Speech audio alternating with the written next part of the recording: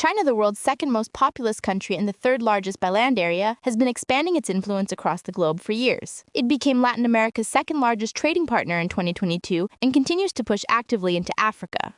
But its main focus has always been Asia. Today we'll break down the three pillars that support China's dominance in its own region.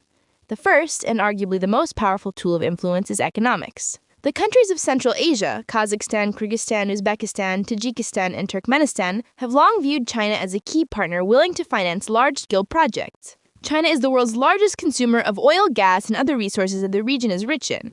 A central element of this strategy is the massive Belt and Road Initiative. By 2022, China had poured more than $1 trillion into the project, involving all Central Asian states. But this free keys comes at a price.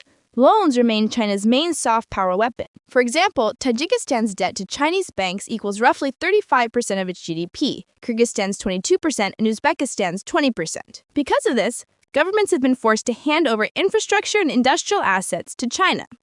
Chinese companies now control about 80% of gold mining enterprises in Tajikistan. And in 2011, Tajikistan even ceded around 1,000 square kilometers of territory to China under a border agreement. The second pillar of China's dominance is direct territorial disputes and military presence.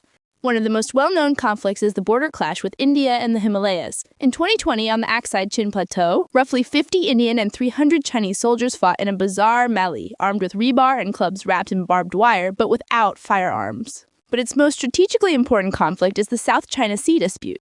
The annual trade passing through the sea is worth around $3.5 trillion, about one-third of all global maritime traffic. China claims roughly 90% of the area, basing its position on a vague 1940s map, the so-called Nine-Dash Line.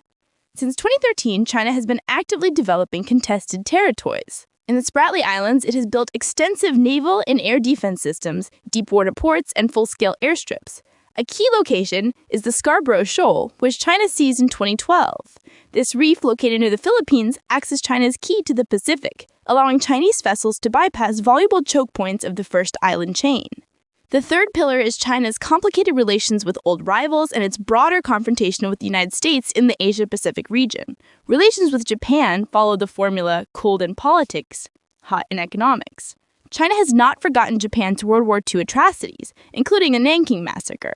For decades, Japan soothed Chinese resentment through loans, totaling $30 billion by 2010, but later fell into economic stagnation just as China began to rapidly rise. Today, the struggle for influence has shifted to the Pacific, which Australia traditionally considers its own backyard. China is investing heavily in the region. For example, its security pact with the Solomon Islands. Australia, backed by its alliance with the US, ANZUS, is actively countering by